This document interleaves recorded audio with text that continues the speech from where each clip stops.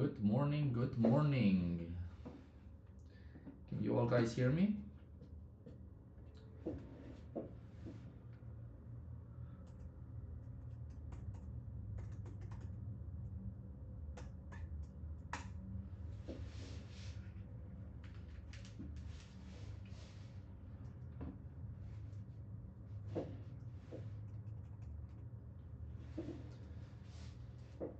Yeah, I think we got this. So, where did we leave last time? Okay, so volume's all right. 25, 30 decibels.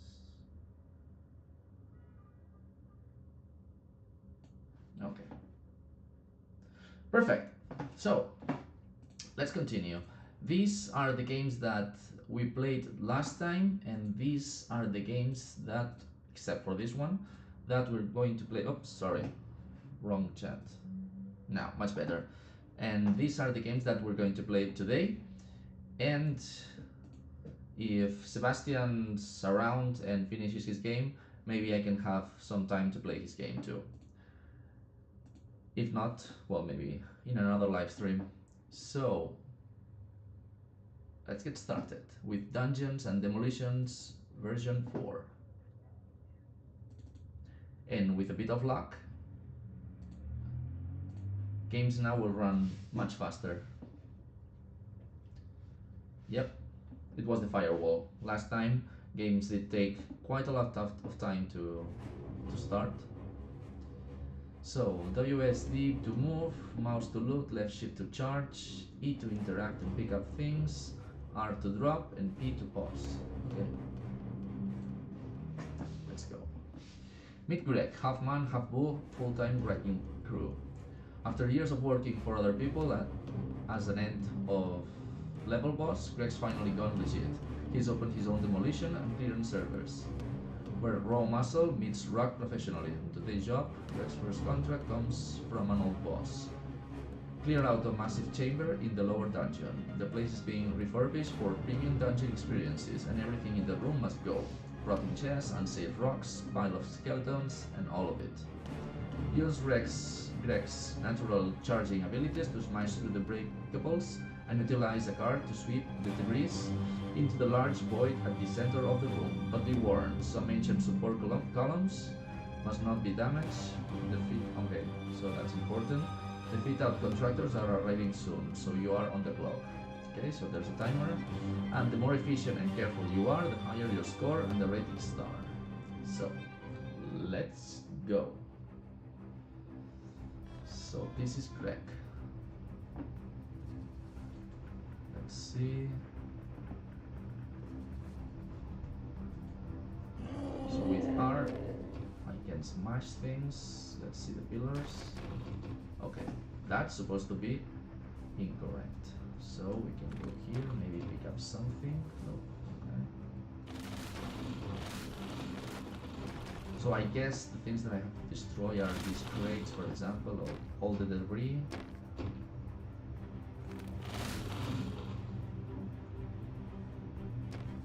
Okay, and every time I charge, pick up. Oh, okay.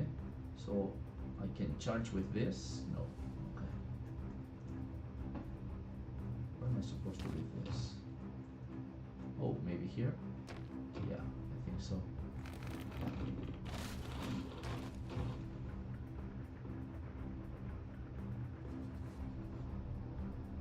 You see me more than your game. No, that's not intended. Ah, damn it. I was looking at the other camera chat. Now it should be much better.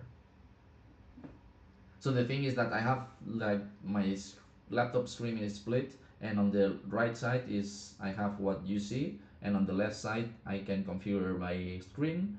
So I was just looking at the left side. So yeah, sorry about that. Let's go extra 5 minutes.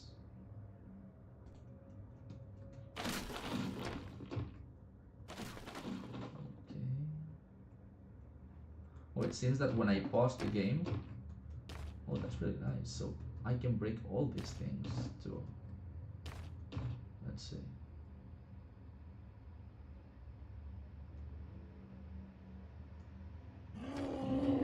Oh no, thank you for giving me a heads up, because it would be quite awkward if I make the video with all the awards and all that, and my face is just in the middle of the screen. So yeah, thank you about that.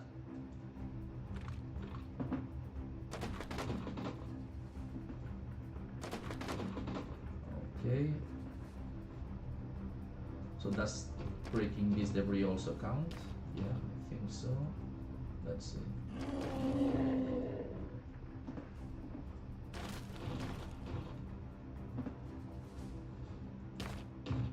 Let's see.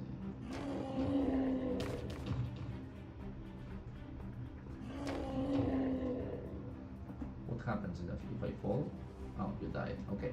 Not part of the job description. Unfortunately, this person's idea didn't work out for you. Okay. Let's start again.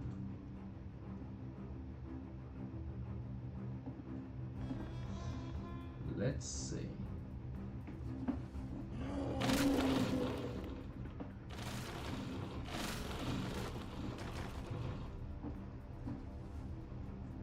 Can I break the door or no?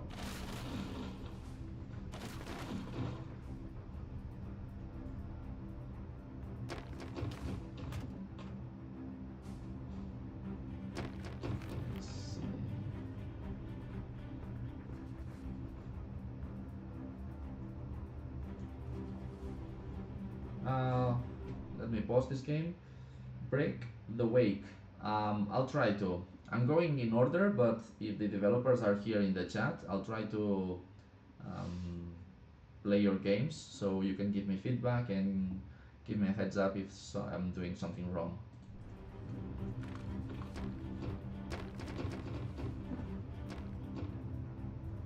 Okay, so when I pick this up, I'm supposed to drop this down here. Oh wait, I need to break this stuff first. Okay, now I can pick this up, pick this up, pick this up. Okay, and now I should get a pretty good boost. Nope.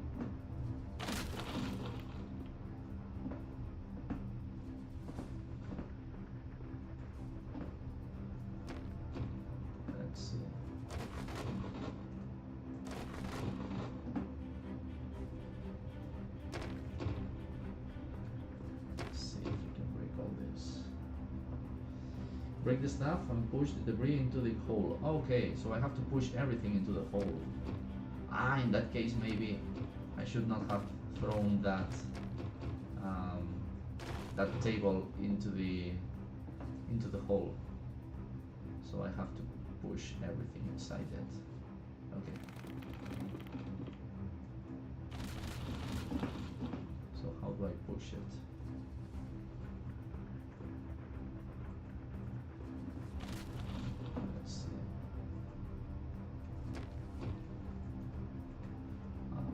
Pick the card with E. Yeah, I think I was supposed to use that card to push stuff inside, right? In my game there isn't much you can do wrong, but I'll be right here. Okay. We'll see about that.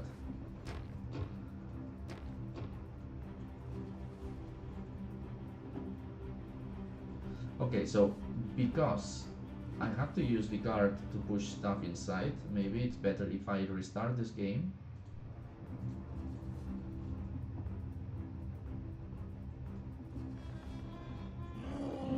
So the idea is to first break everything and then push with the card everything inside the hole, if I'm not mistaken. Okay.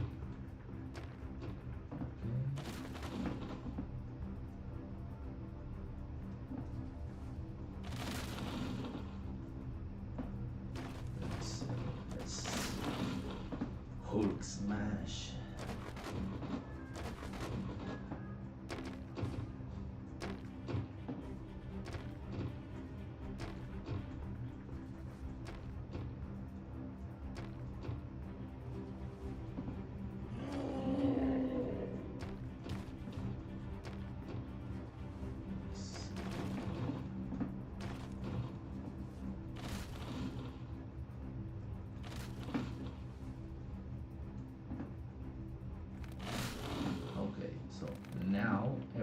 should have been broken. No, not yet. Still have a few things. I'm guessing these pillars from that are like debris are supposed to be broken. So okay, now let's use the cart and let's push everything here.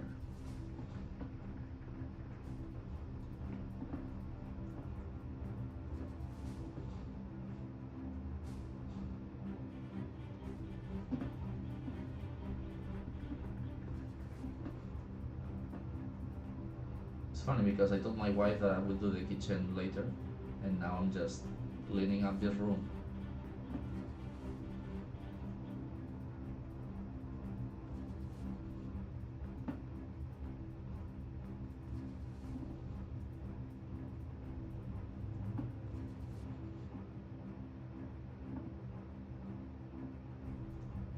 Let's see.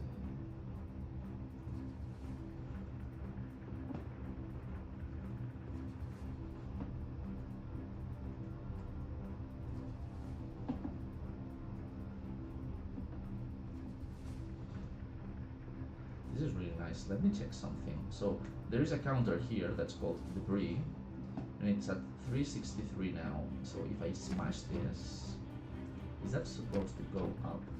Yeah. Okay, so every time I break something, it breaks into multiple pieces and it adds up to that counter. That's really good. I mean, I don't see any other way to do this, but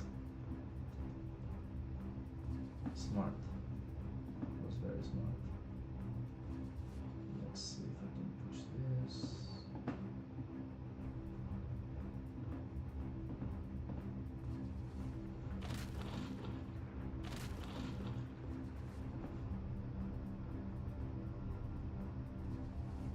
Now we're talking. There's a lot of things here.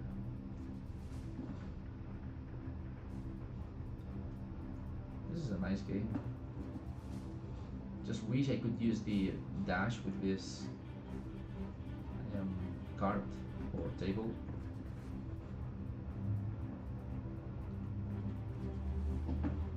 Let's see. Still got 1 minute and a half left. I think I can do a good job here.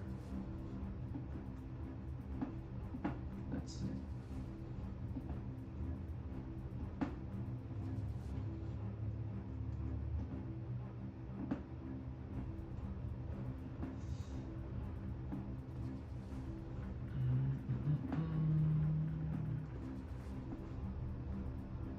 Buy more time by pressing B.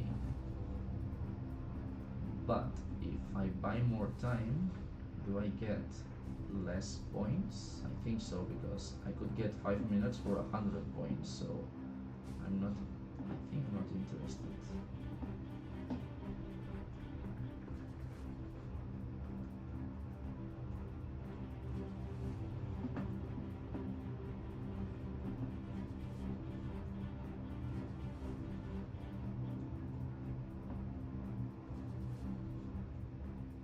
This game really fits the theme, like everything actually breaks. Okay, let's be smart about this.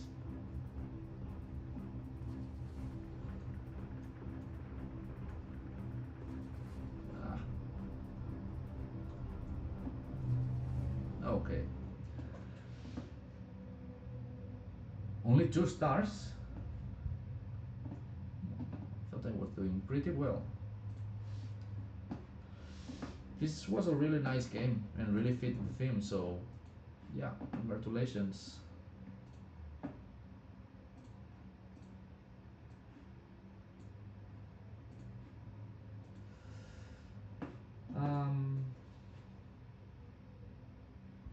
Yeah, no, but it's right. It's cool. I mean, there was a lot of debris, and I just wish there was some kind of power up so I could, for example, lash onto different debris and like a domino effect and push them down into the hole or something like that. But for a 10 days game, really well done. So congratulations. The other game that you wanted to play was something about the wake Where is that? Break the wake. Break the wake. Okay. Let's see. Link the shore. I guess it's the XA.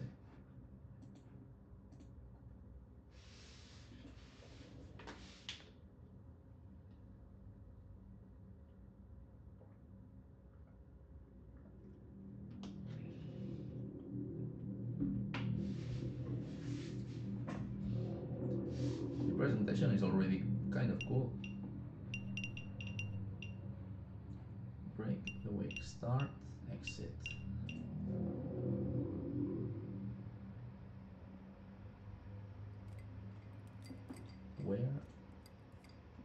Where is it?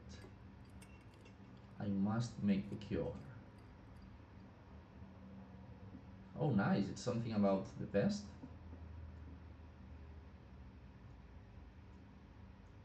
Nice movement. Let's see.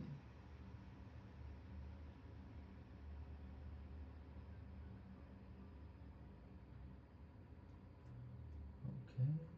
There's a cat here. Brew the cure. Okay. E's for interacting with it.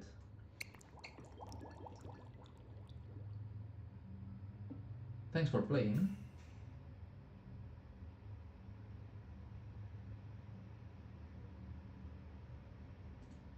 Did I miss something? Let me play again.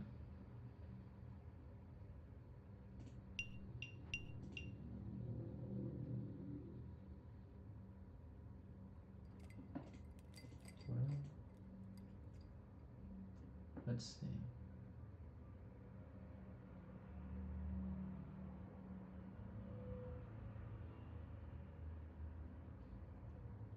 That's it? Okay.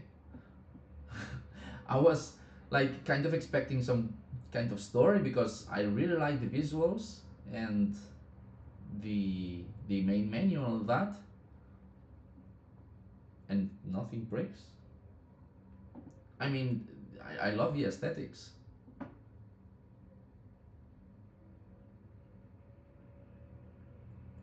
Let me do that again.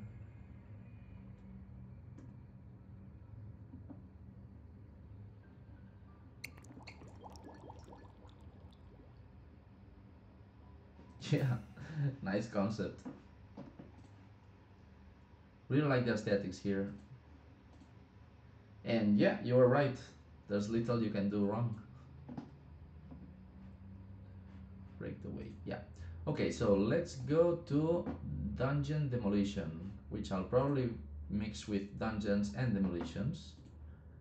But from my understanding, this is a completely different game from a different developer. So, let's see.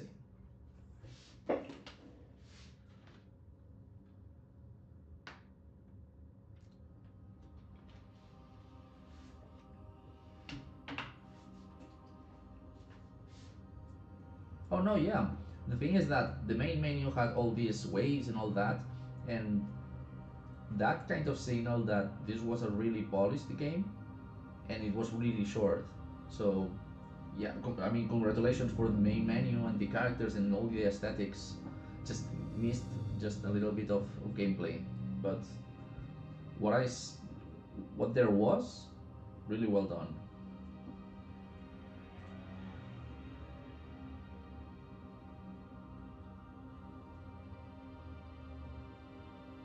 Enter the tomb. Find the way into the tomb. Wait, I have a bomb and an axe, or a, how is that called? Pickaxe. Are you ready to leave? No, I'm supposed to go to the tomb. So I can bash with this, and I can throw these balls. Okay. Oh, I died. Okay, let's start over again.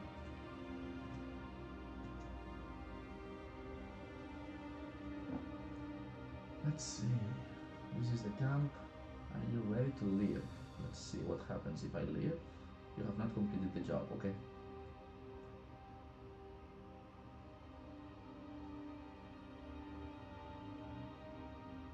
Let's see. This kind of reminds me a bit of, I don't know if it was Oblivion or Skyrim, where you had these tombs that you have to go down, just like this.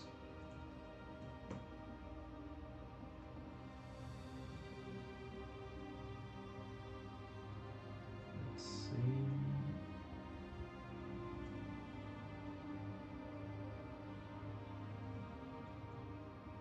I'm supposed. Is this going to explode?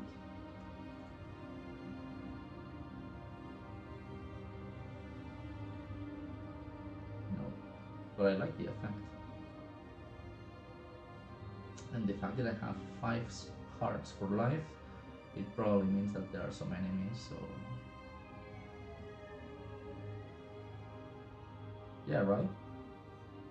Feels like Skyrim, and the music is kind of reminiscent of it.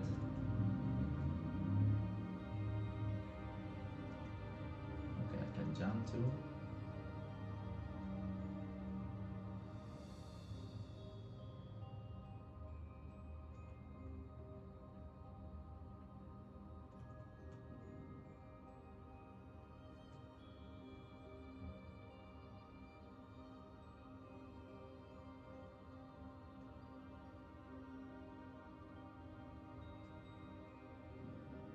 That's cool. That's cool.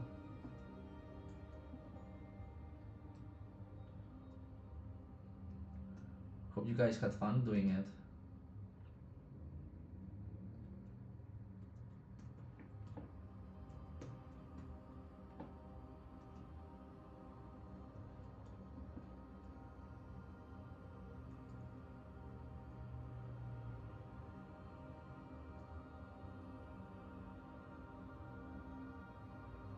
So every room I enter, it's even darker. Let's see.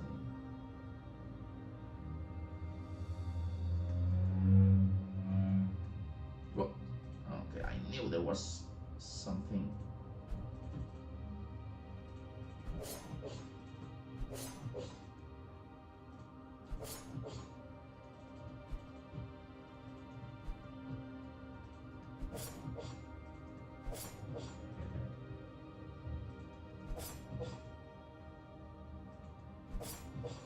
Attacks this. Oh shit, there's 2 of them now. Can I kill them? Oh, there's more now. There's way too many of them. But the good thing is that it appears that my health is not going down. Okay, I have to be careful with this because I feel like I'm going to miss some of these bombs if I'm not kind of organized.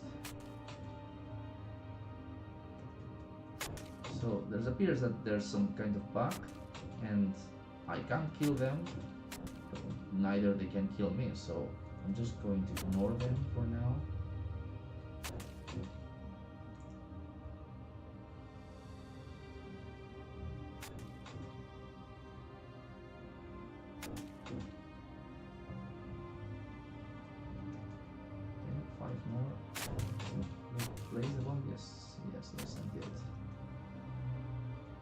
Oh, now they hit me.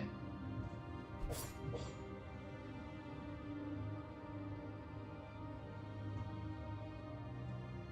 another one.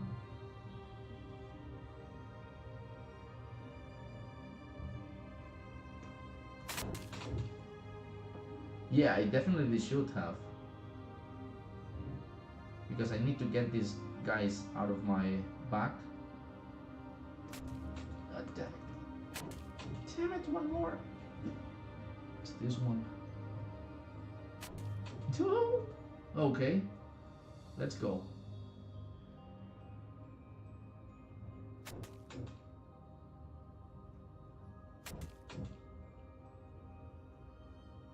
Don't kill me now.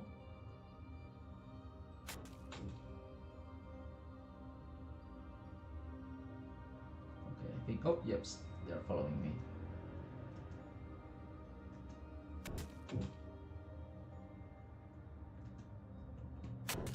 No! No, damn it! Ha! Gotcha.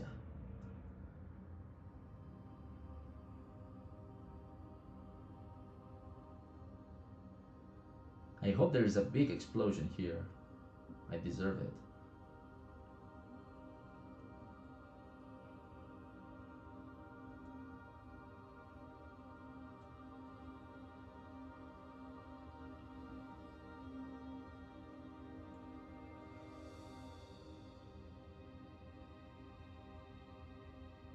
Ah, wait, I had these bombs also.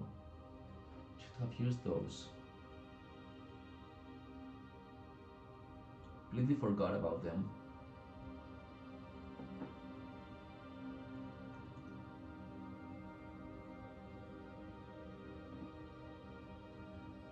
Exit the tomb completed.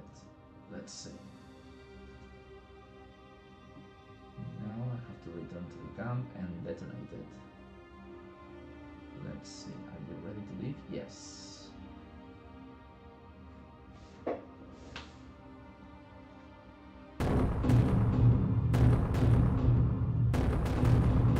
Really nice.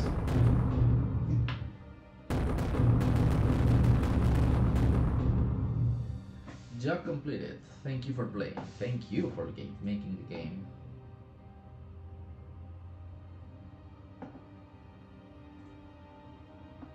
Just wish I could have killed some of those. But this was a pretty rounded game.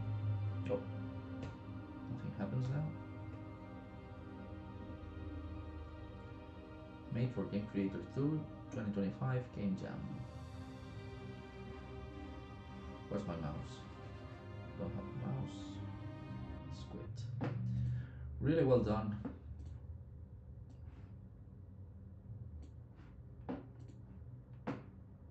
Now I think this game is an idle, how is that called? Idle something. And I've never played one of these, so let's see if I can understand it. If not, please help me.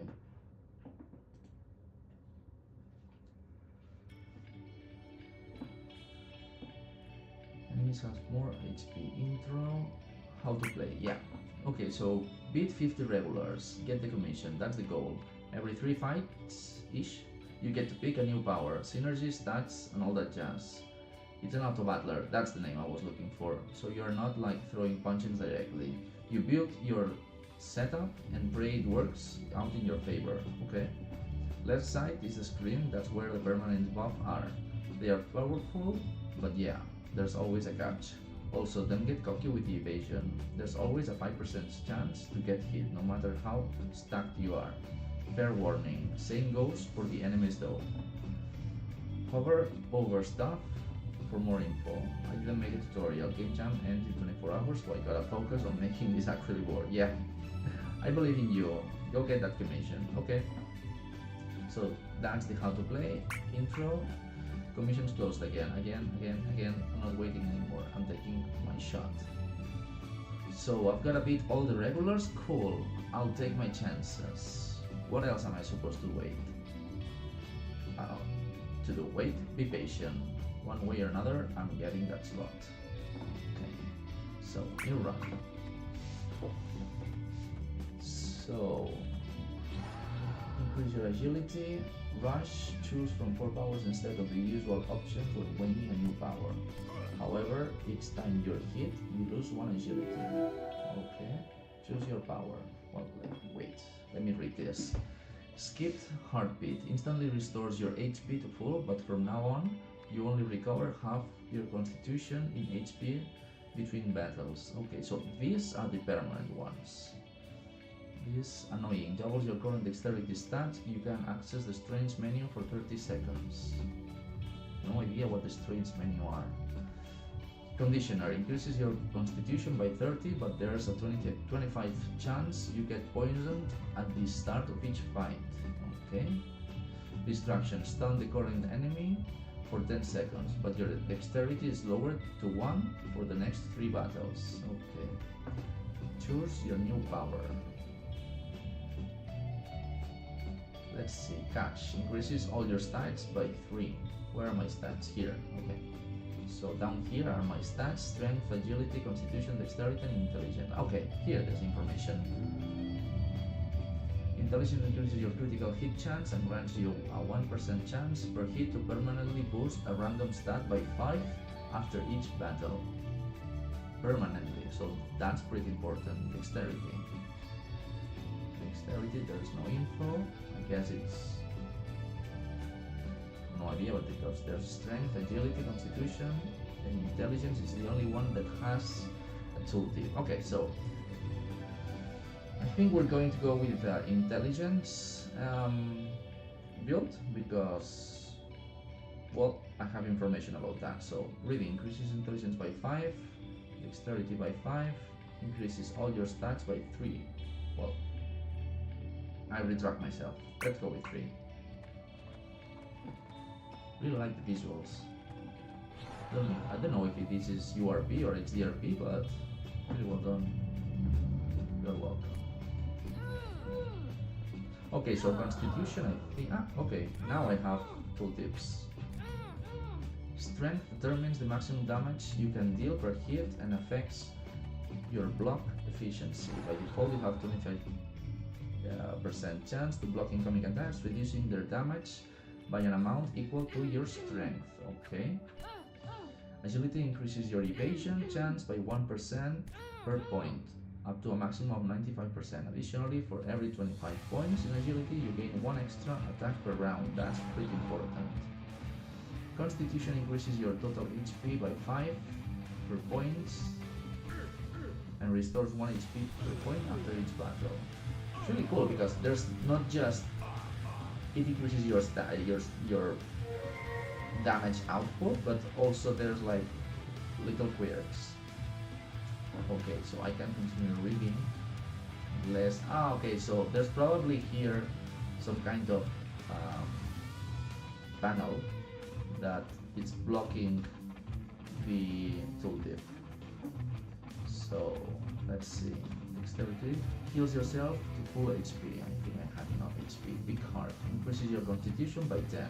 Okay, stuns on you only lasts 1 second instead of 5 or 10 seconds. That's pretty important. I think I can do this.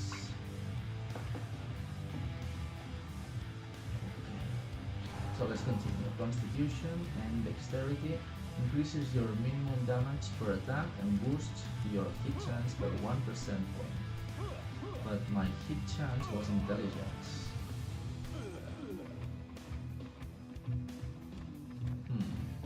Okay. Regular remaining. What are those stars here?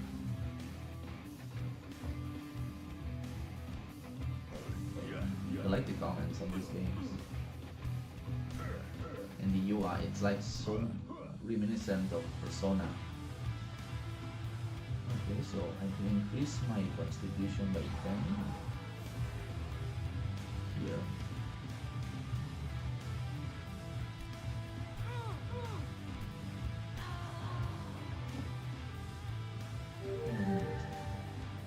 Okay, so once per battle I can get to pick one of these maybe.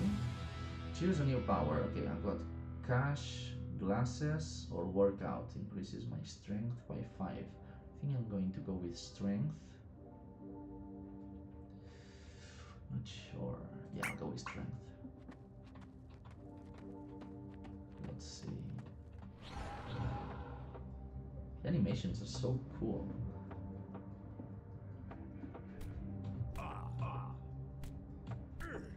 So increases your strength by 10. This is permanent. Let's see. Strength is at 18. Now it's 28. Let's see if this resets.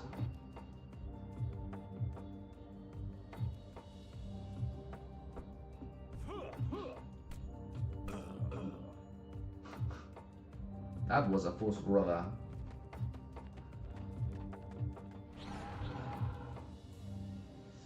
You think passion gets you a slot body? I have fan art tattoos.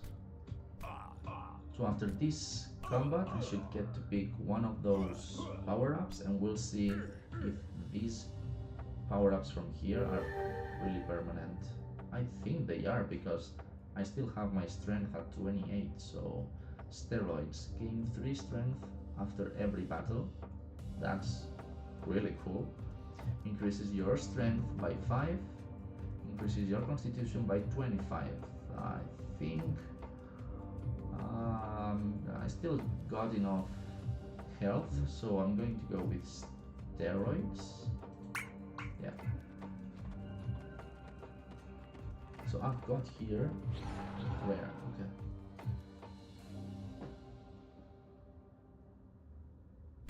Those are pretty cool. Those comments. Oh, and he also has status effects. And there's like a little animation on these icons. Really, really cool. Oh, so wait. Increases your agility by 10. I'm going to go with this because these powers from here all have downsides. I'm not sure I want to have a downside.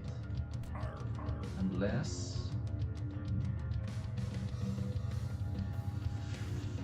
yeah, those I think are going to be the last resort.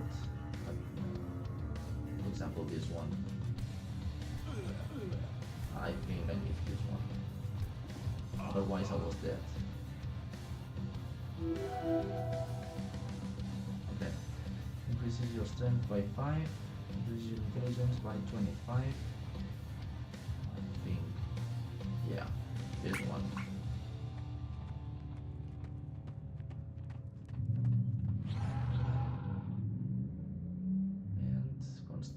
By 10 also.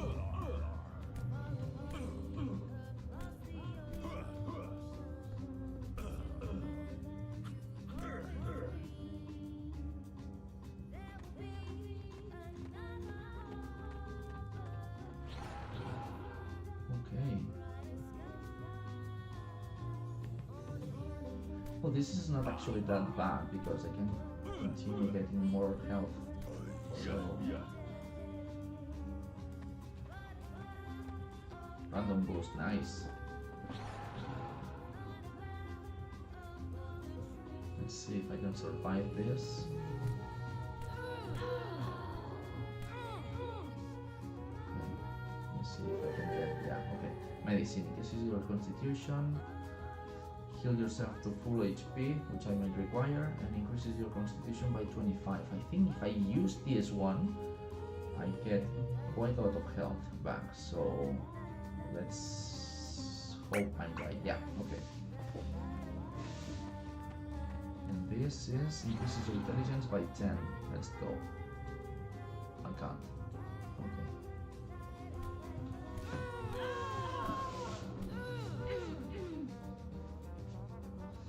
Early access increases all your styles by 10, but you now need to win 4 fights to gain a new level up. Nope, no way.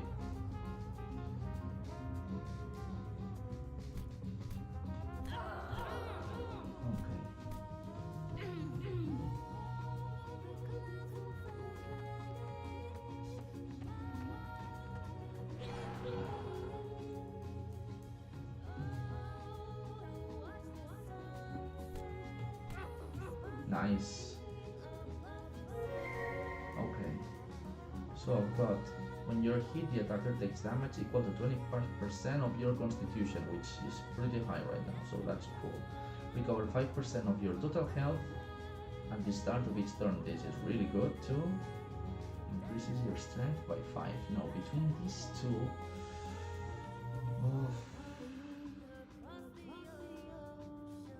thing is, I'm hitting pretty hard now, so I need to stay alive. This might help me.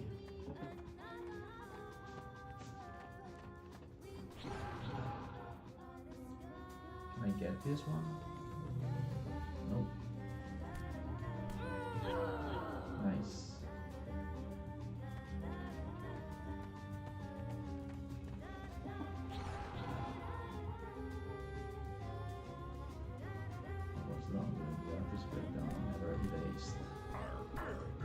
How do I get this? No.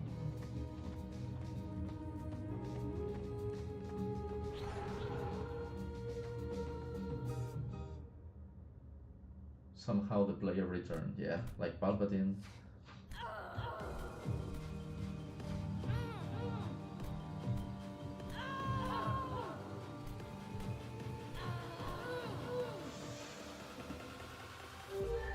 Distraction. Okay, I think we need. Oh, not medicine. Poison. Your attacks have 10% chance to poison the enemy, giving 2% of the total health as damage every second for 10 seconds. No, I don't even want that. I mean, combats are really fast, so set your agility to 50, but it can no longer be increased. Agility. What did agility do? Evasion. Increases your constitution by 5. I think I'm going to go with that. Just for the health.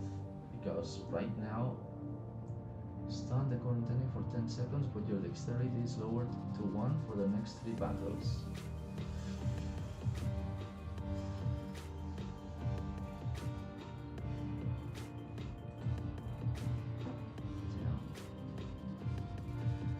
I'm going to go with this because I need help.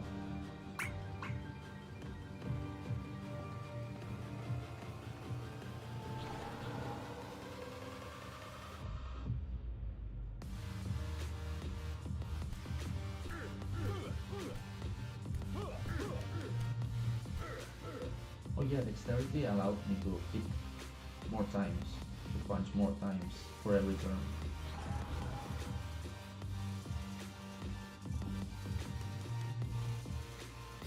Let's see.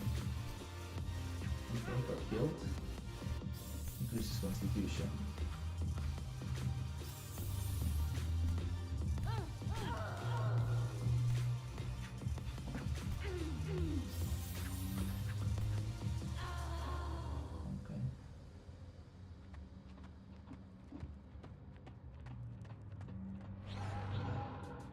Okay, almost halfway done.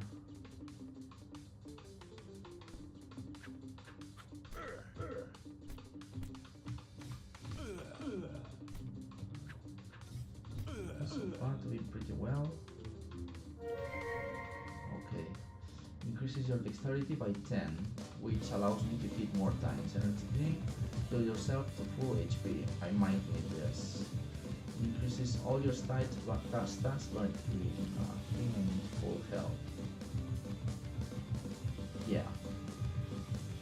Yeah, I think so.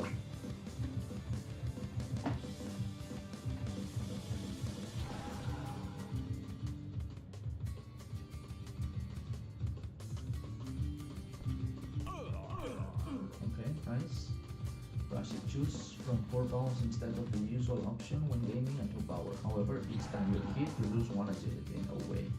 Distraction, early access.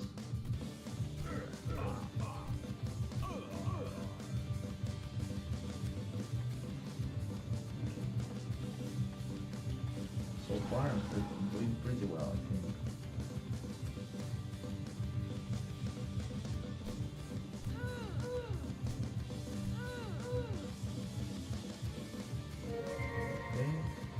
Ice armor. Enemies can deal more than 20 damage per attack. Critical hits can still exceed this limit. Increase your intelligence by 5. And increases your constitution by 5. Common legendary. This is legendary. Though there aren't many enemies that hit above 20, I think. Still, I'm going to go with this one.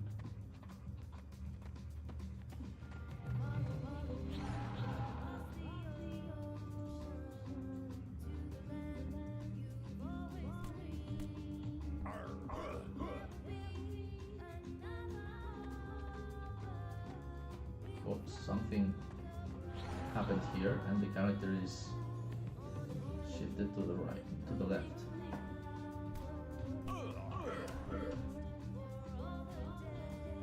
Hope nothing bad happens.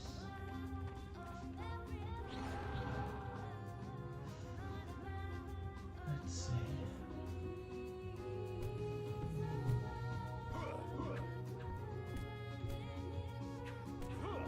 We're doing pretty well so far. I've still got health. Blessings. Your hit attacker take damage equal to 20% of your constitution. I like that one.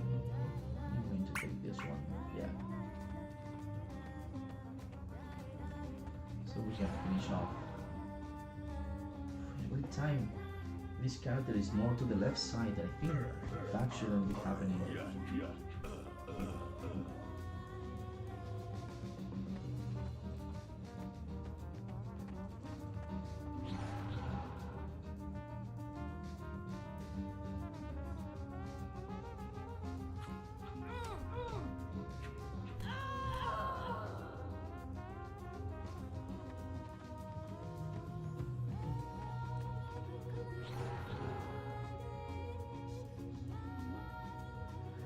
It's hard to imagine this game was made just in 10 days.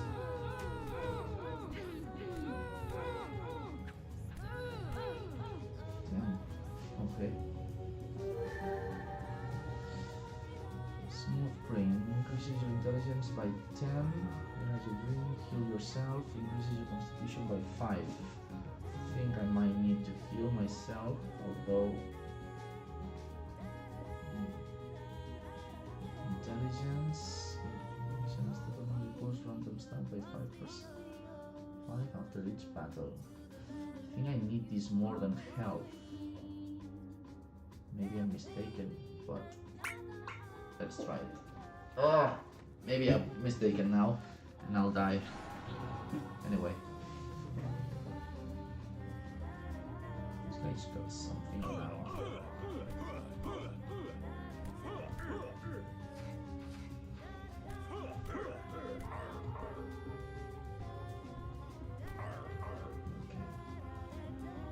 I'm more to the left now. I don't know if that's good.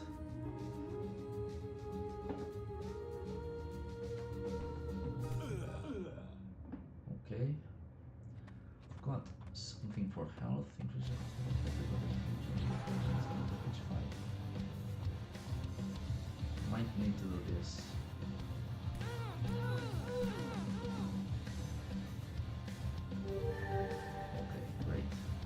Legendary, increases your intelligence by 25.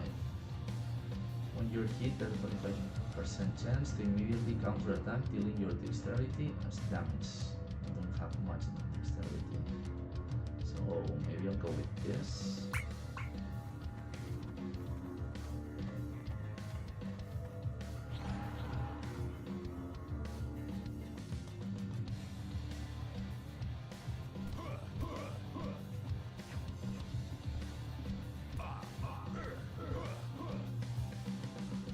Okay, 12 remaining.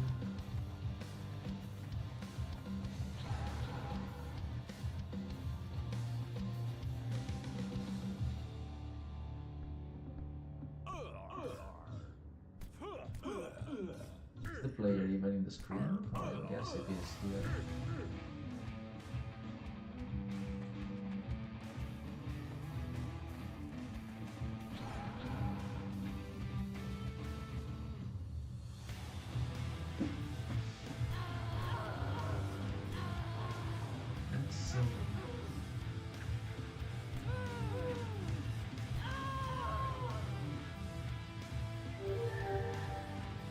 Right, after evading an attack, the next hit you take deals half damage.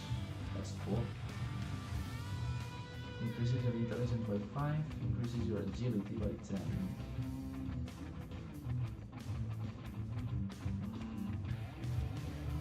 Let's try this one. I need help.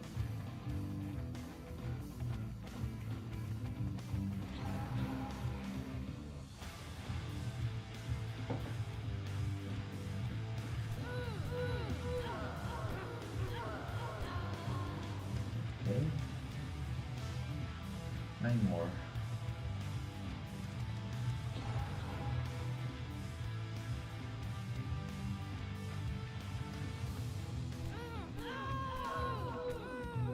That guy is tough. And I guess there's some kind of final boss or something, so I have to be prepared.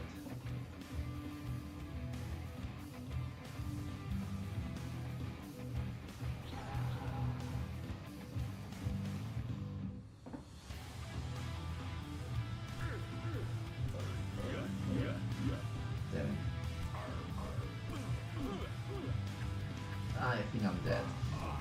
Damn it. Damn it. Game over. Should have picked health or something. Well done, Cal, well done. This game is really cool. Has a lot of vibe.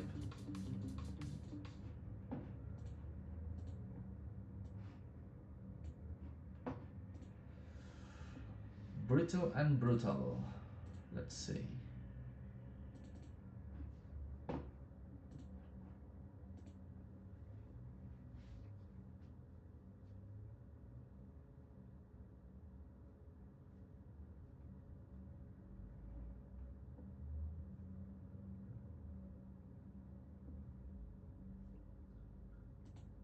Something's not running. Oh, now it is. Let's go. Use left mouse to punch. Use right mouse to punch. Use space to block and tap to lock on. Okay. Oh, it has lip health. Keep an eye on lip health. You can use a limb when it breaks. Okay. If they are all broken, you'll have to use your head. Okay. At the end of each wave, you will be given a choice between upgrades. Choose carefully. Okay, let's go. Punching, skip. Okay. So I can left, right. Oh, and the right is slower, so okay.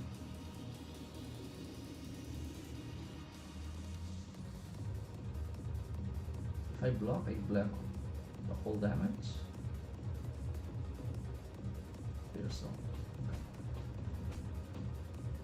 Oh, okay. So attacking also deals damage, right? Or it's blocking. That's dealing damage to my limbs. Yeah, it's attacking. That's dealing damage. Okay, so I can use my left punch now. Heal body, heal limb. Restore some health to all your limbs. To some of your overall HP. Okay. I need my hand, so let's choose this one. Increases max health. Increases the damage of your kicks. Thing is, I wasn't able to kick. So I'll use this.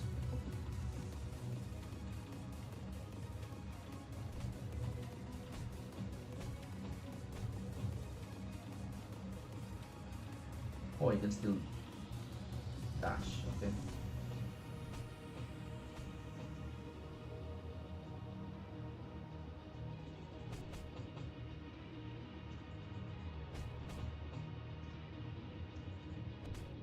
I really like the idea of having limb damage. Kind of reminds me a bit of the old Deus Ex.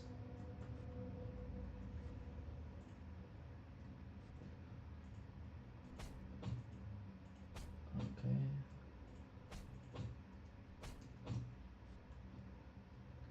Let's see.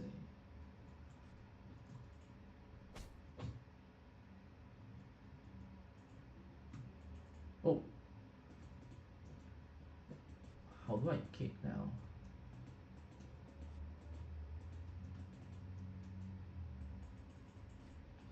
Wasn't it left clicking? Damn it. Oh, there's punching, and how can I change?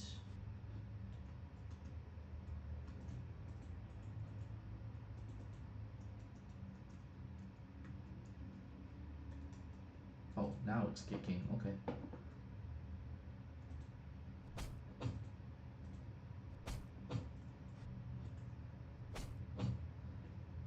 Nice. Restore some of your overall HP. I need that one. Restore some health to all your limbs. Thing is, I need my limbs, so yeah.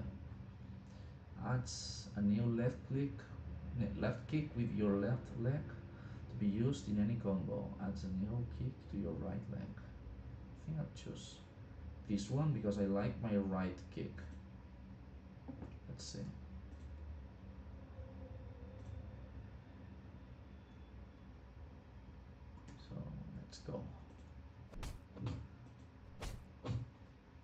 So with this, I think I can change. How did I change the?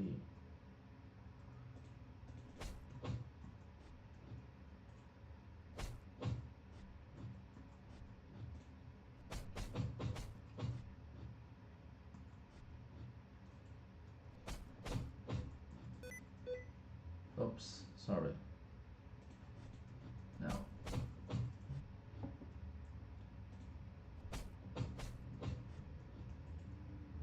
Ah, damn it. Okay. This is really interesting. It kind of reminds me a bit of the previous game, but the fact that you can have limbic damage and limbic attacks, it's quite original. So, props to the developer. Okay, so attack type. Maybe clicking that should have worked. Let's see. Breakneck's fast.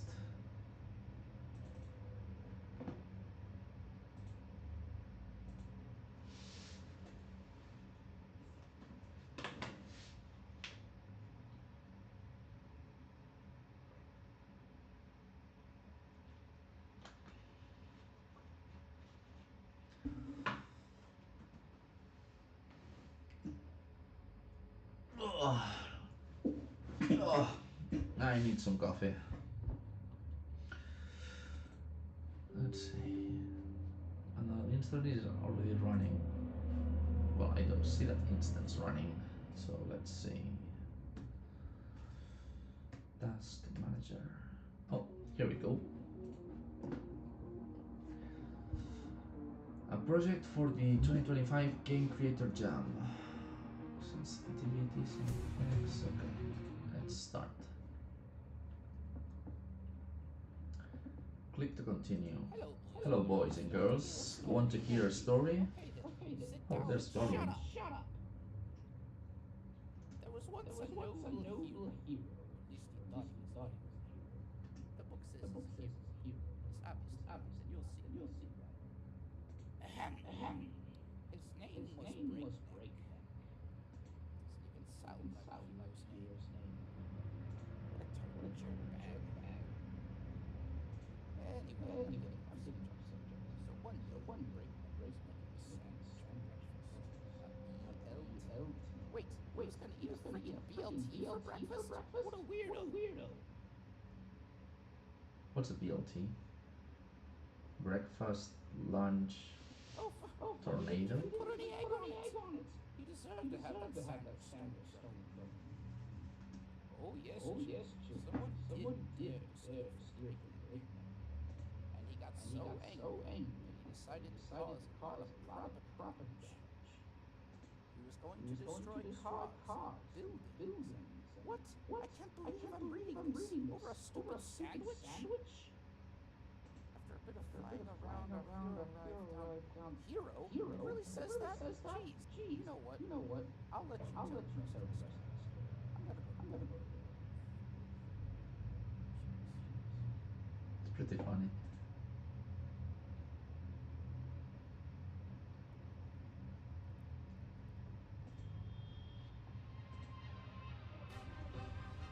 Oh, okay, so I have 25 seconds to do something. View character. Fly, shift. Oh, nice. Oh, I can hold left. Nice. Fly up, space bar. Nice. Hey, that's pretty cool. Oh, and I have a stamina, so right mouse with the axe. Okay.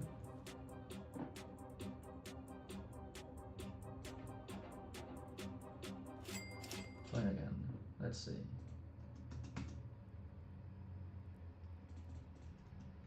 So I can fly.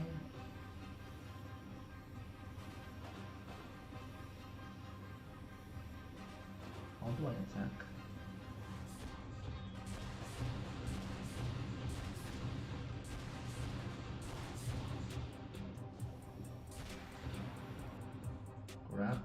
Nice.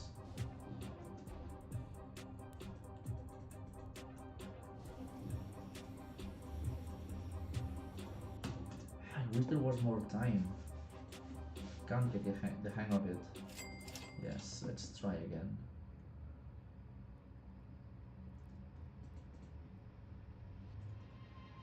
Can grab this.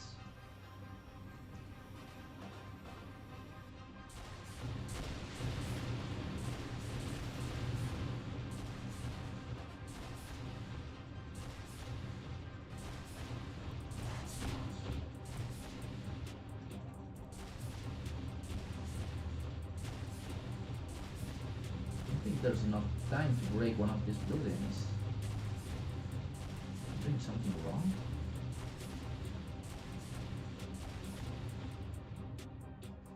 Let's see.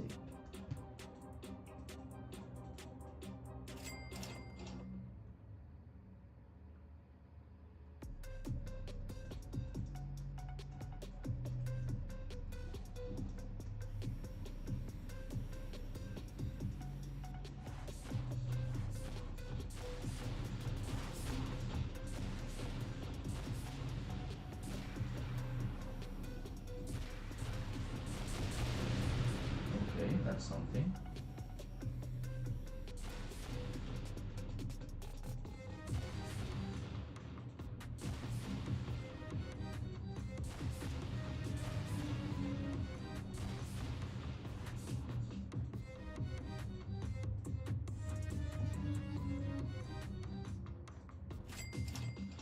Thing is, there's really nice animations here, but because I just have 30 seconds to play,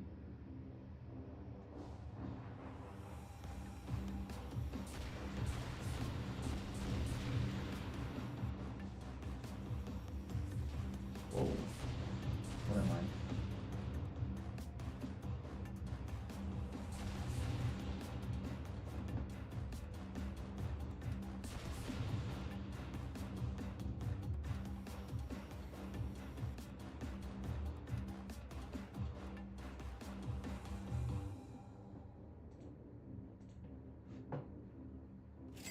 Let's see. I want to give this one another shot.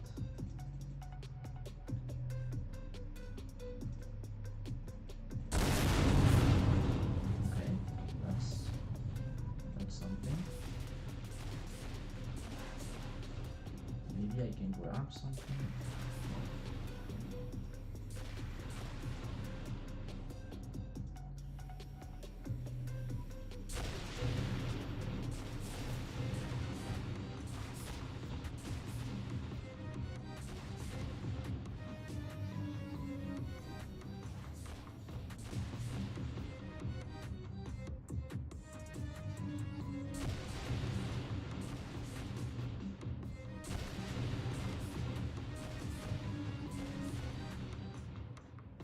Oops.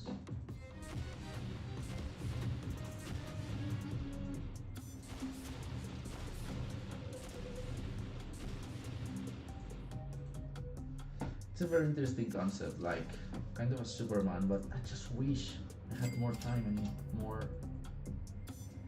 options to experiment. Apart from that, the animations are really nice. Well done, Psychopoke. That. Oops. Breaking temples. Let's see. This one.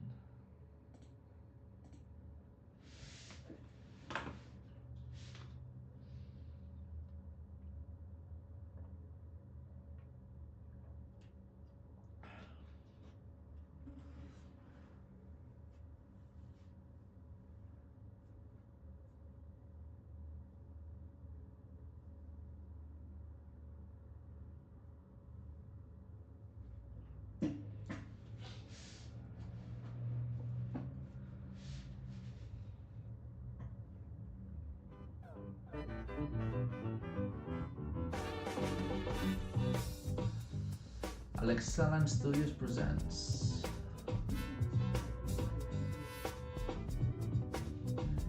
that was Alexa.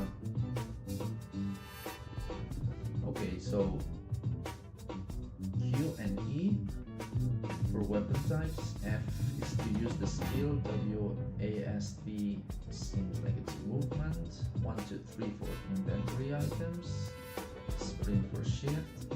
Crouch and jump. Okay, pretty standard so far. Yes, we want blood. Visuals. Zone mapping. Yeah. Video. Yes, that's right. Anti-aliasing. Let's go. Just to change something. This is really nice. It looks like what's that game? Star Wars Jedi Survivor. Let's go with heart. My name is Marty.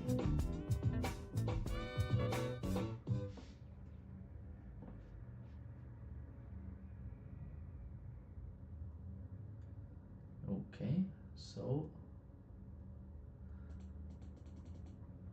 use one. Can barely jump.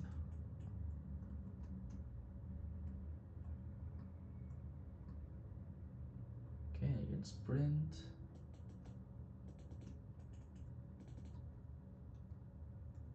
Oh, what happened here?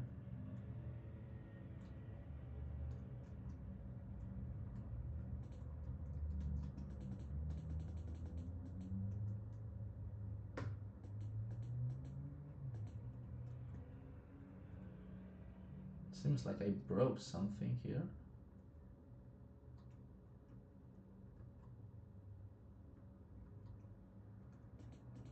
Well, let's continue.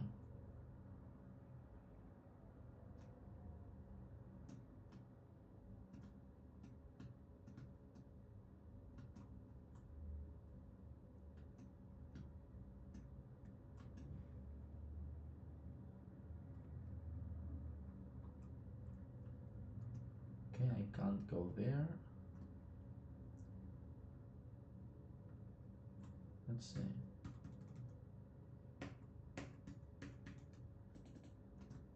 Seems like I can't use the items.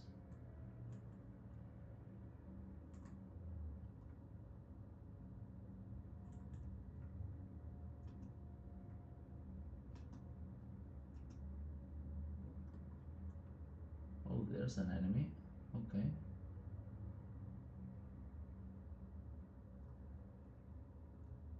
Let's see.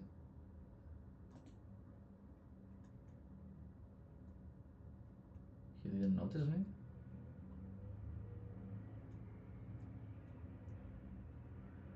Okay. Okay, I got focus on him, but I can't attack or anything.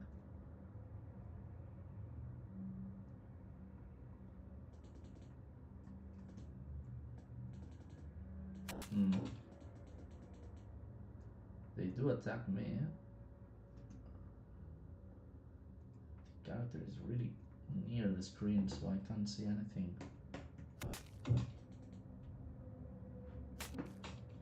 And the game crashed. Let's try again. Oh, wait. I think there's another instance. Ah, no, it didn't crash. It's here. Okay. And I died. Okay. Let's try again.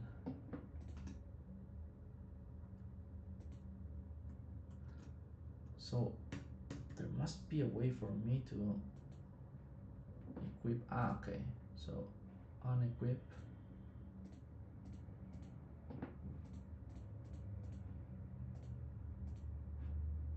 Primary, okay. Abilities. Attack.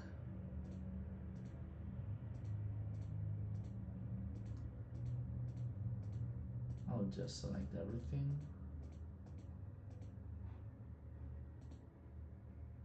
Quest. hotbar.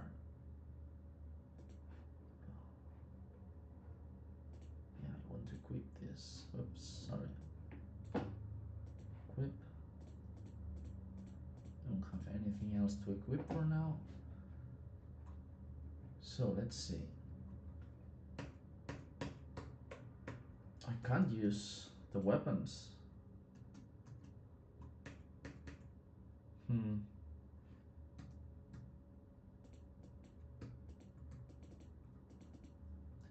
Think I'm doing something wrong.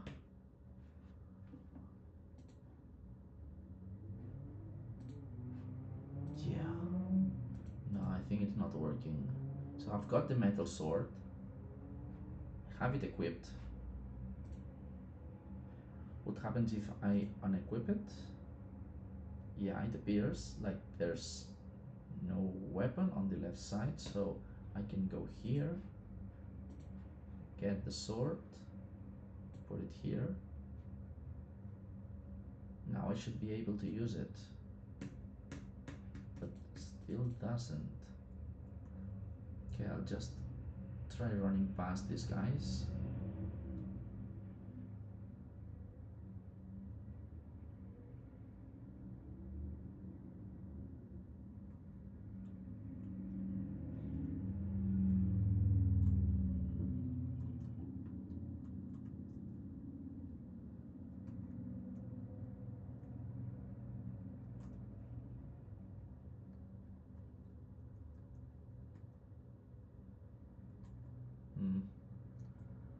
Trying to break, to collapse this thing here onto this guy's face.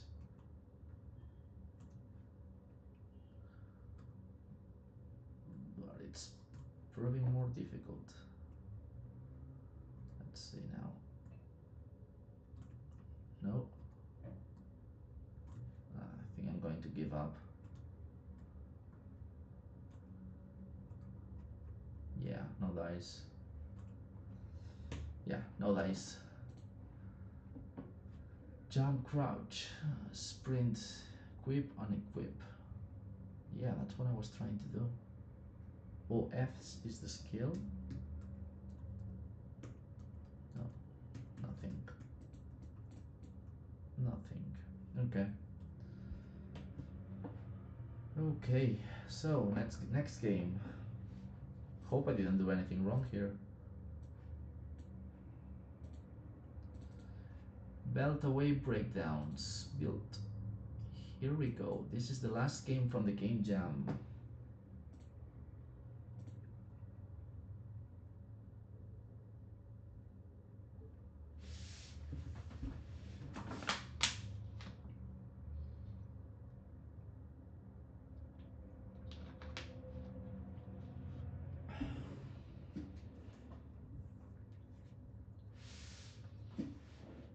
Just give me a second.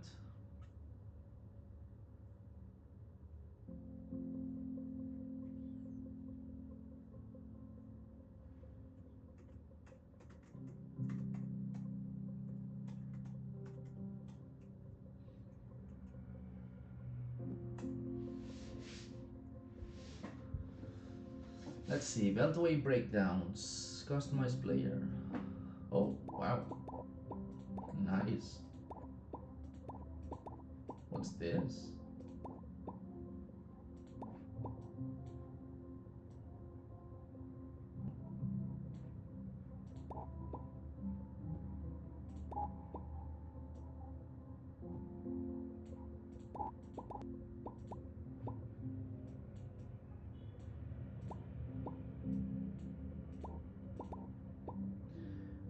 Well, I haven't been able to play in like 10 months, so I'm really looking forward to playing Death Stranding. So just to honor that, I'll pick this for body,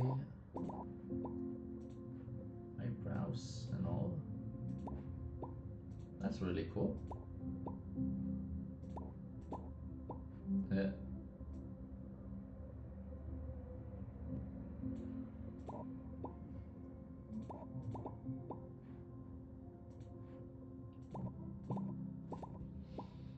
if this is in the game, but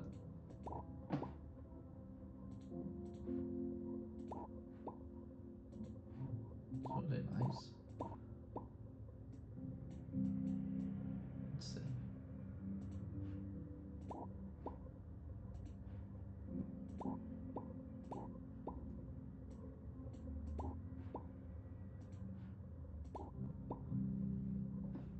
Fantastic. Let's save this guy. So, let's select tutorial. Welcome to the factory apprentice. There's no slacking around these parts. If I see slacking, you're fired. I'll be watching, but first, you need a crash course on what to do. Oh yay, I can wait. You'll regret saying this after your first shift. Right, enough dealing that in. Time is money. Starting off, see the big funnel with parcels coming out? Yeah,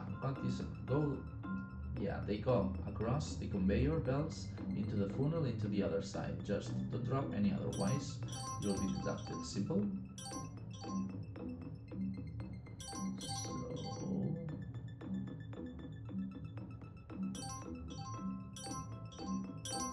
Yeah, this is going to be an easy job. This is light work. Oh, I don't get it. So there's the conveyor and the packages are dropping there.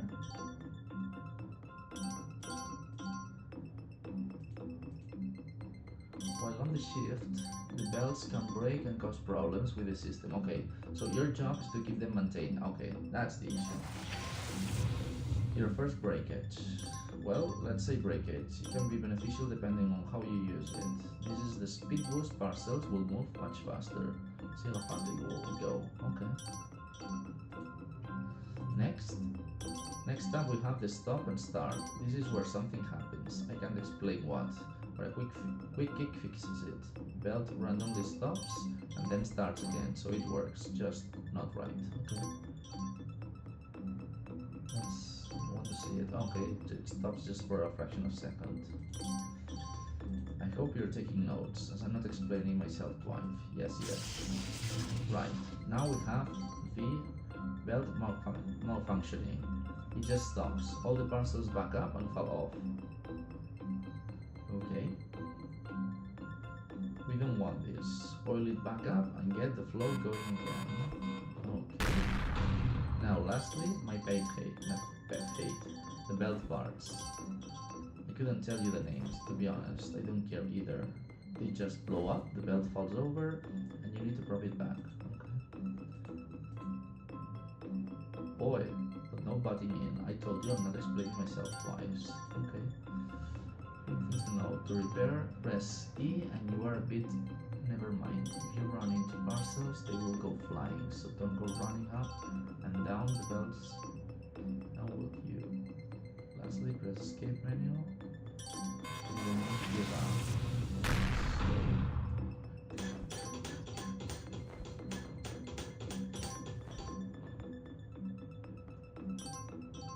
This is actually beneficial, so I'm just leaving this here. Oh, I can jump too? Okay. Maybe I can grab this? No, I can't. Oh, so I did it. Okay, parcels lost 9, belts repaired 2, belts broken 7, parcels saved 84. Okay. So, level 1. Where's the conveyor? Here. Okay.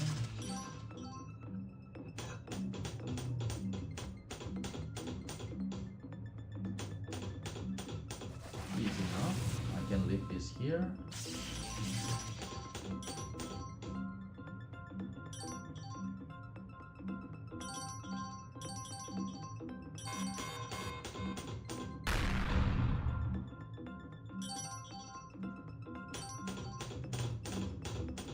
Damn it.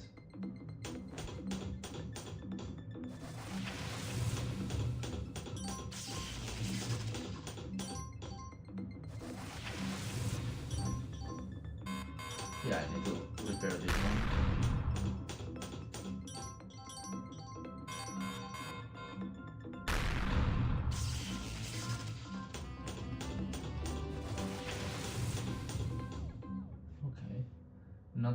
so far. Let's see. Level 2. Where's the conveyor? Oh, now we're talking.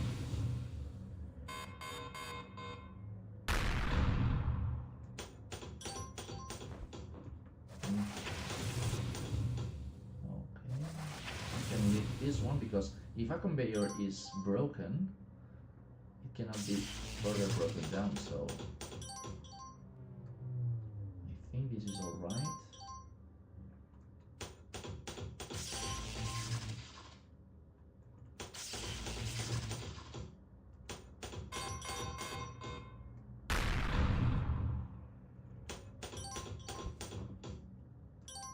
So far, so good.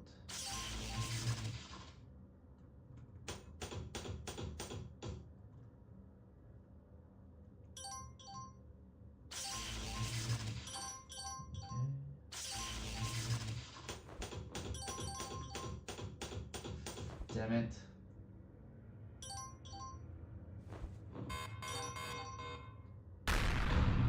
Which one?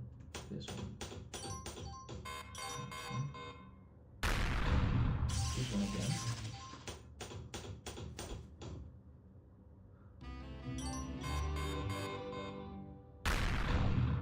Okay, parcels lost 10, not that bad. Parcel saved 28, repaired 16, belts broken 16. Okay. Level 3. This one also fits really well into the... I think I need to fix this one. It's too close to the edge.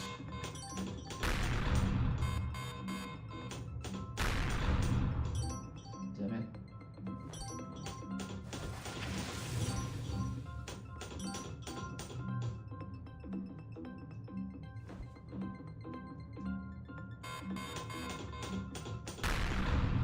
What broke down?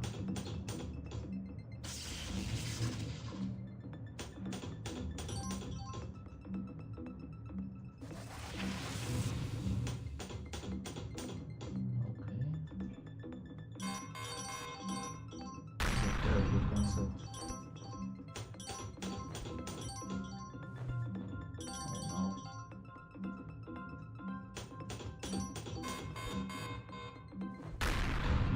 Where did it break?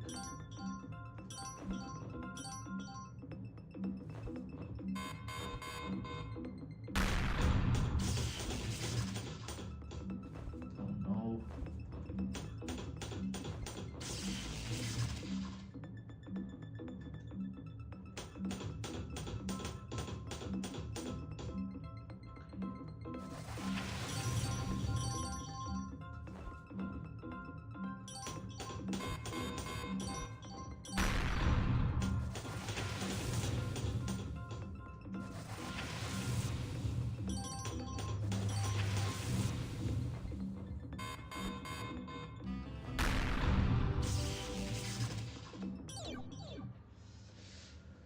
Not bad at all. Let's try this chaos mode. Oops, sorry.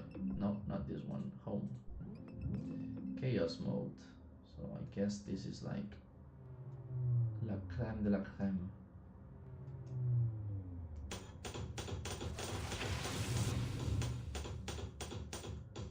Okay. Try this one. Where did it break?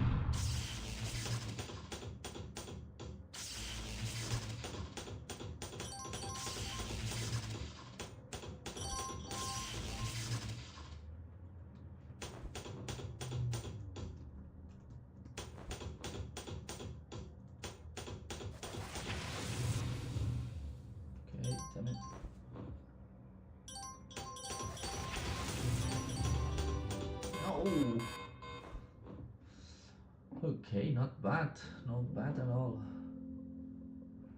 Really nice game, and this one fits the theme perfectly. So really well done. So and we're done though. Oh, so finished playing all games except for this one, which by the way I haven't tried on a Windows machine, so still got a few minutes left. So let's give it a shot, see how it looks, because I haven't just played on a Macintosh.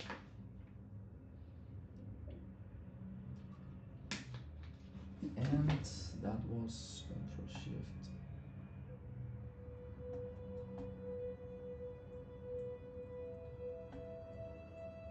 What was the combination?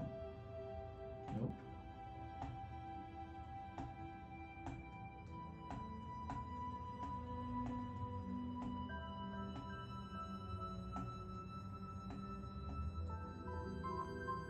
Hmm.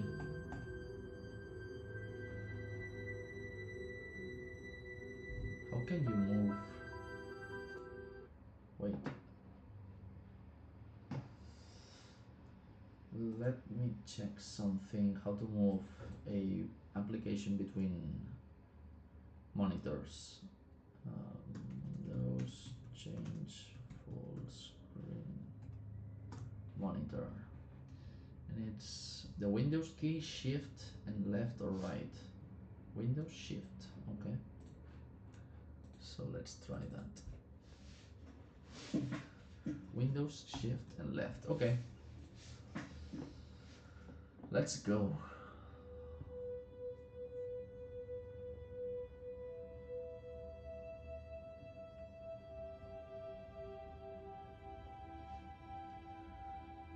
So, yeah, looks nice. So I'll explain a bit about this game. So first of all, I made this menu so when you move the mouse, it also moves the camera, and there's this zombie walking down the street. I thought this would give it a really nice like touch for a main menu. It's just not a fixed screen without any movement. So when you click Start Game, it starts fading in, and you got the context for the game right here on the left side, which basically explains that the game is set during a zombie outbreak, and you and your family are living in a residential area, and the military came, took all the other neighbors except for you because they have a priority list, and they gave you some rations which have completely run out, and you are basically alone here, and you have to survive.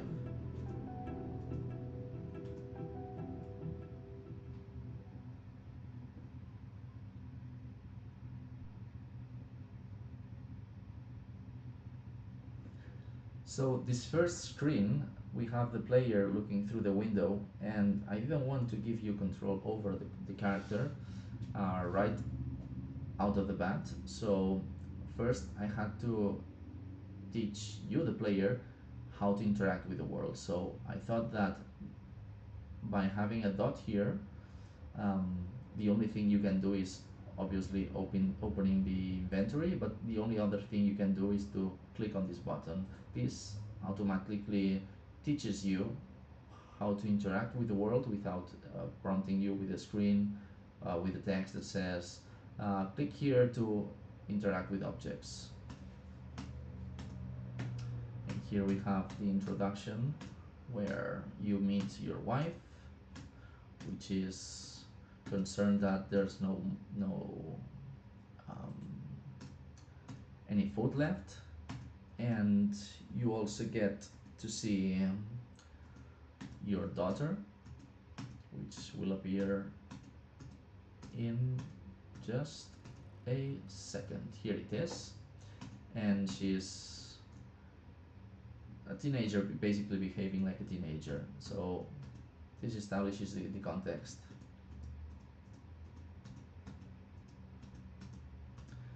Now,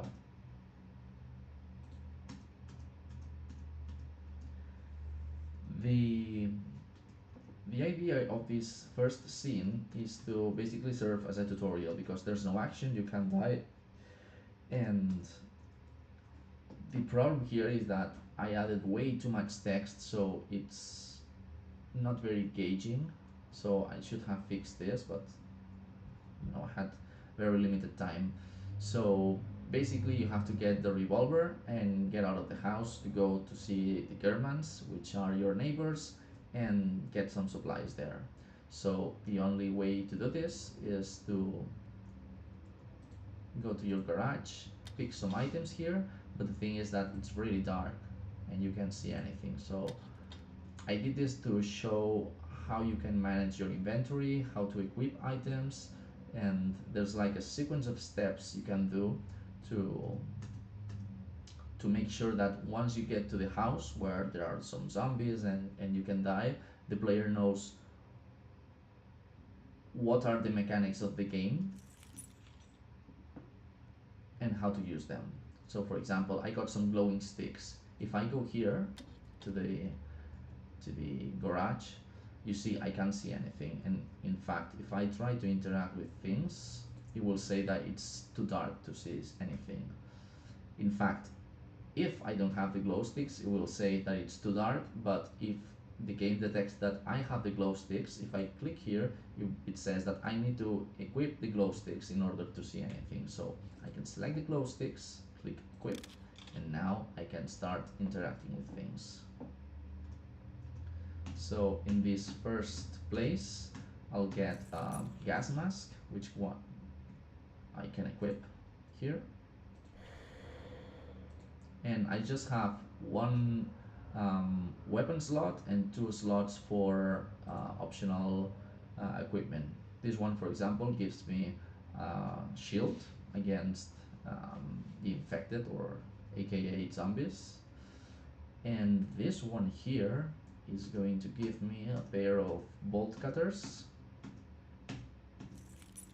which I can use to break free the revolver. By the way, I'm going to spoil the whole game here, so if you haven't played it yet, I'd recommend giving it a shot first.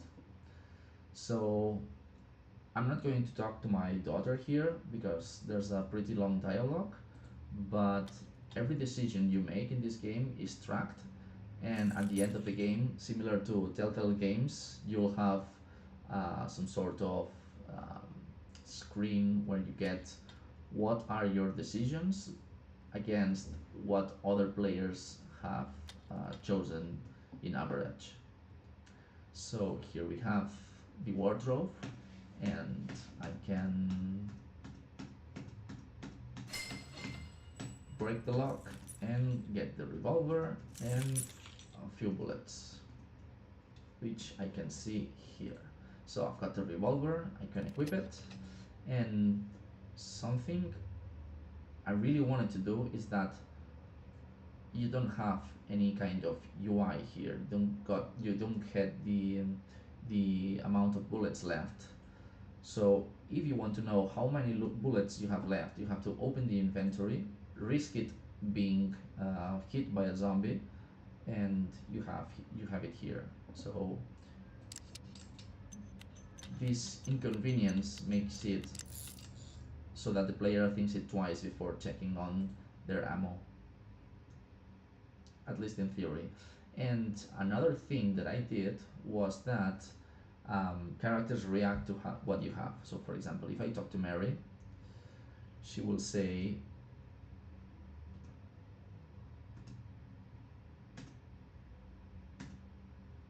not in this case. If I didn't have the revolver, she would say something about, for example, you wearing a gas mask inside your house, or if you have the glow sticks equipped, she would say something like, you don't need the glow sticks because we're in broad daylight. So it kind of makes all conversations reactive, and there's a lot of these little details in conversations that make it closer what you see and what you read.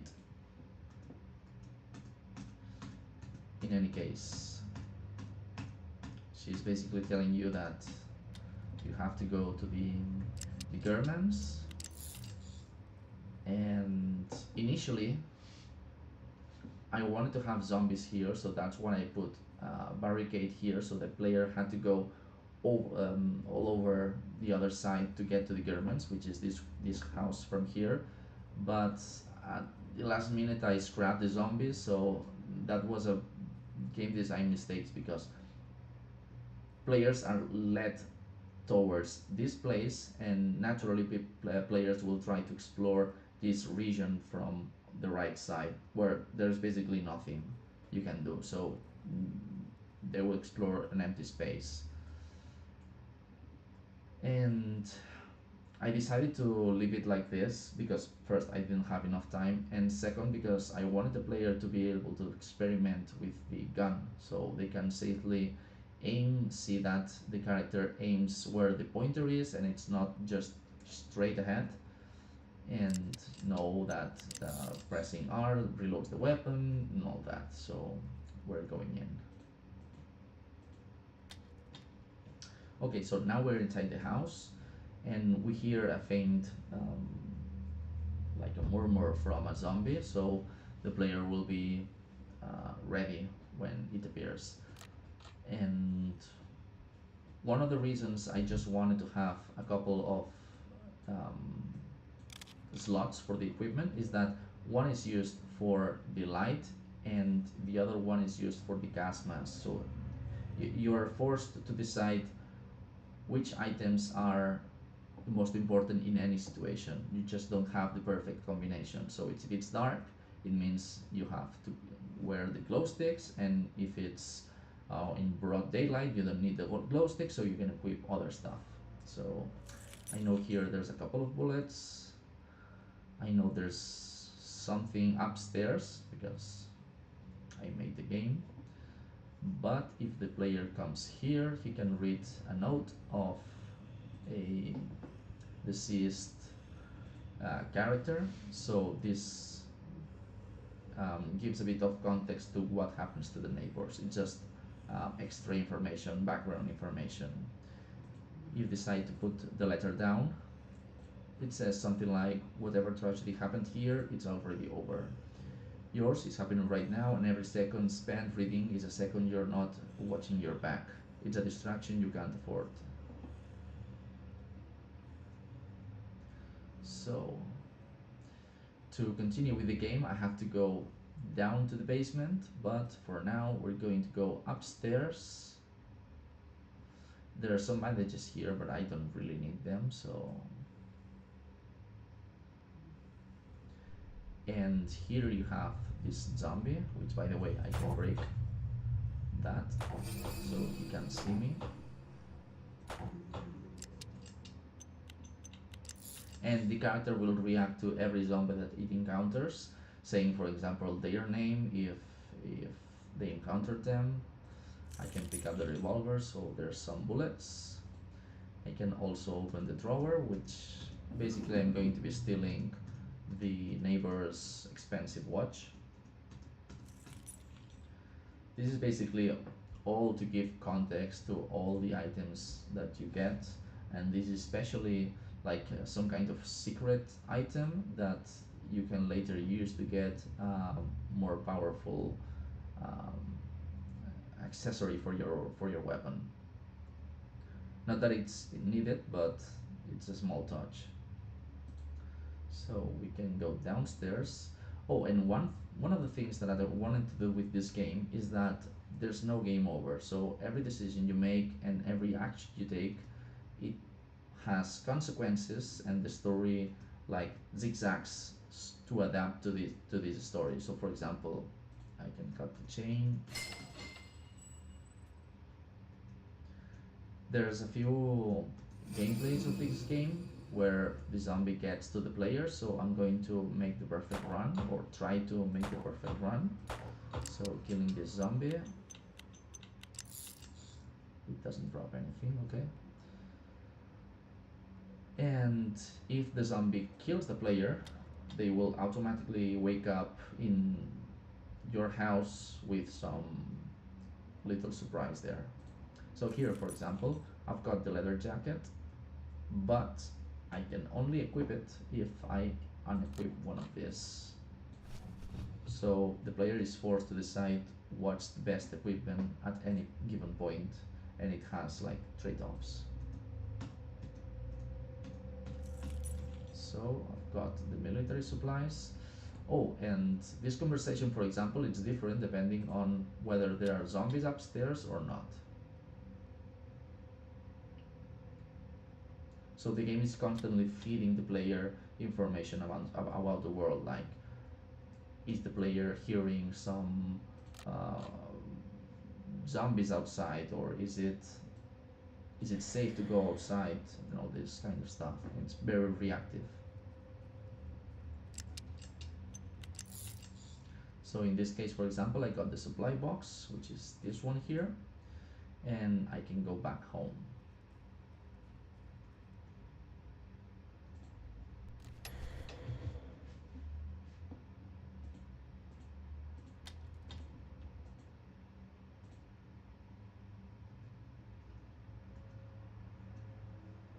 And this sequence, for example, is different depending on whether the zombies got you or you managed to escape that house.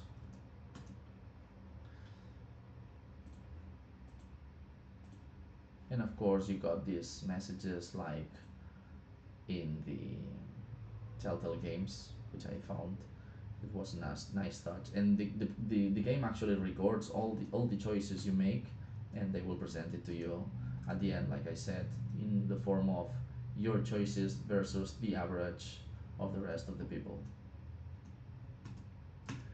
So here it introduces a couple of, or actually three more characters, and also explains a bit of the conflict between them. So you see they are not like an organized group and they have cracks in their trust. It's something you can exploit, or they can exploit you. So we're going upstairs.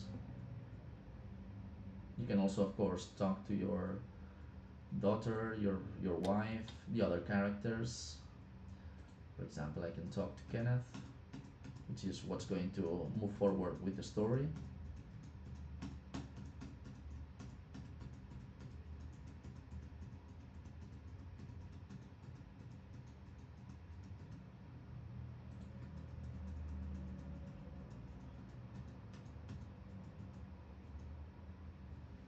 Right?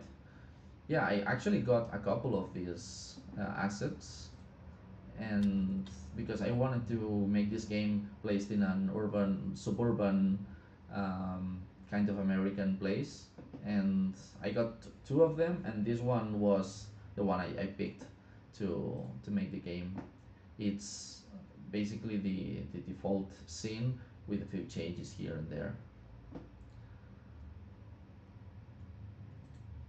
Here, for example, is what the expensive watch is used for. So you can talk to him, or you can basically turn around. But if you turn around or talk to him and finish the conversation, um, he will tell you that you have a nice watch there and he wants to take it. So you can decide to give it to him. You can say your hell basically, or don't say anything. If you give it to him, he will take it, and as a token of thank you, he will give you a speed loader. A speed loader is something quite useful because it allows your revolver to be reloaded in just a single sweep motion, instead of having to put every bullet inside. So at the end of the game, there's quite a few zombies going after you. It's a pretty important item to get.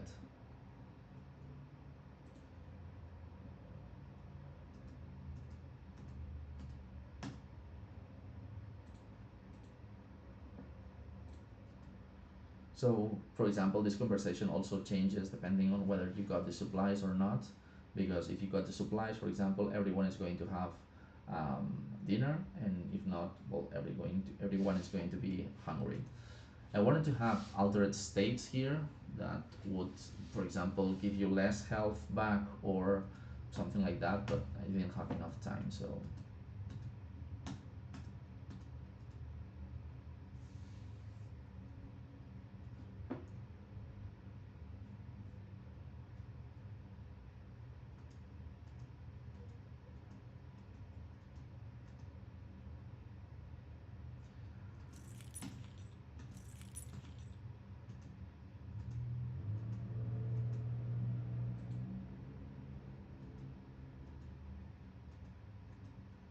And now basically the characters, you have basically the mission to go with Santiago, which is the road guy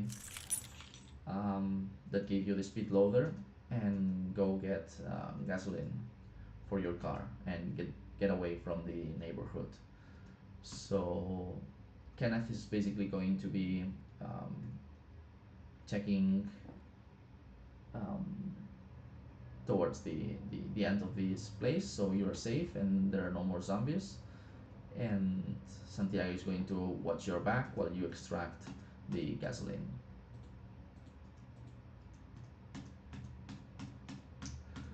And in this situation, for example, he is going to show that he is very impulsive and doesn't really think with his head, basically, and is just an aggressive person. So he wastes a ton of bullets on this zombie here, and he's basically out of ammo now, so you have to cover his back. Which, whoops, I need the speed loader.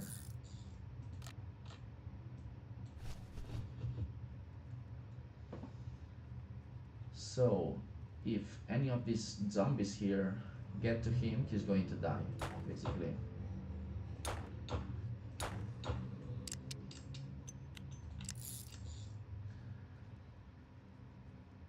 I think there was something here.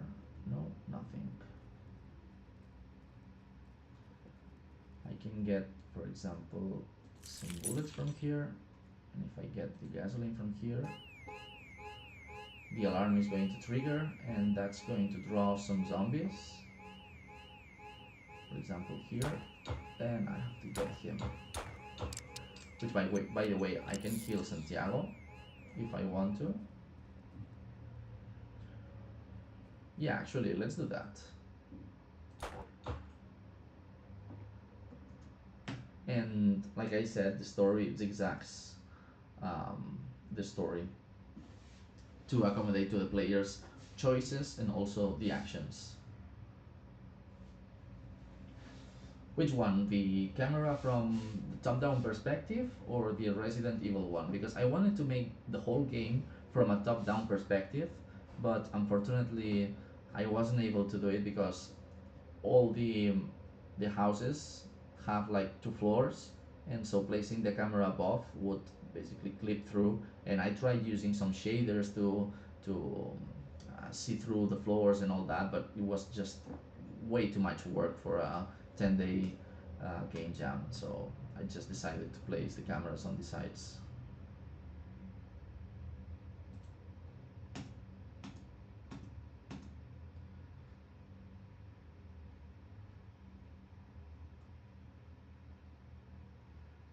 Does not look like healing. What do you mean with that? Yeah, I should probably have gone with top-down perspective for everything. Just it was too much work. But if I revisit this game, because I have like the whole story set up, this is just the prologue. I would love to make it all top-down, like basically Disco Elysium, but set in a zombie outbreak, and with story with choices that matter and tailor the story.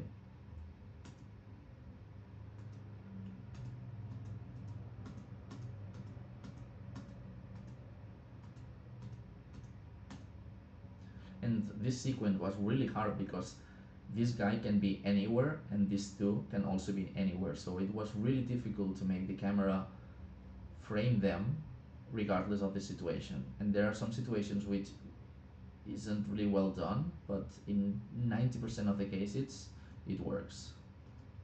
So yeah.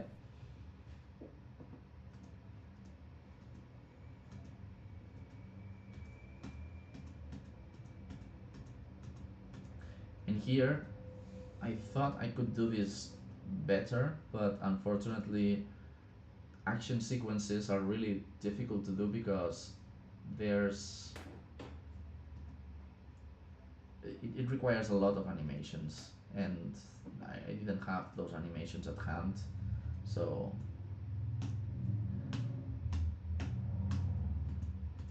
Yeah, top-down perspective would have worked much better.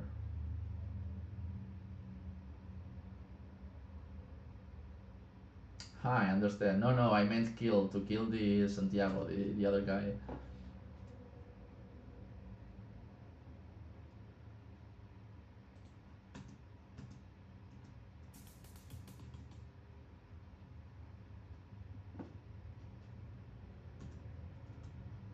So in this case, whoops, that's a bug. She shouldn't have stood up. In any case, whatever you choose here, all your family is actually safe, and this woman always dies, and the other guy always leaves the house. So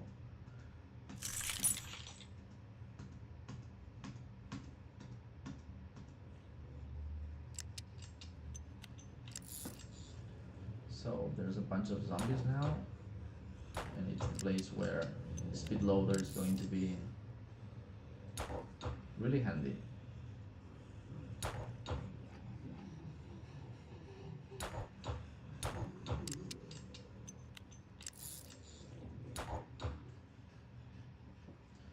And another thing I did was that if you kill, whoops, there's a fast one here. If you kill Santiago, he's going to return as a zombie also.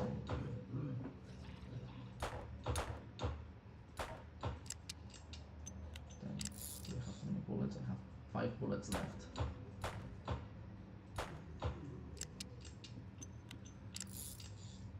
And we get to the end of the game.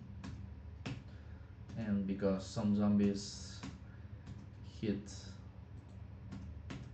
Mary, your wife, she is going to be basically infected. So you have to choose at the end of the game whether to put her out of her misery or abandon her. So shooting her is going to cause a permanent trauma to the little girl, so it's not an easy choice.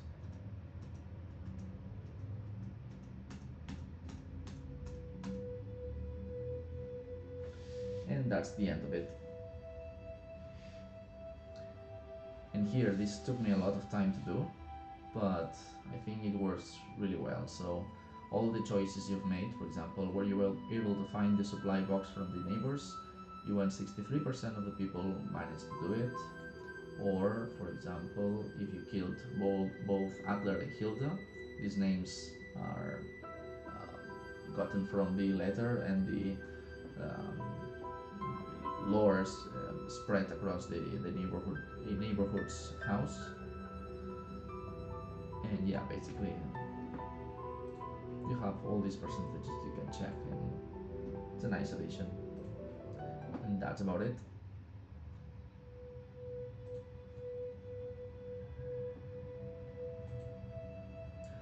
So that's the end of the live stream.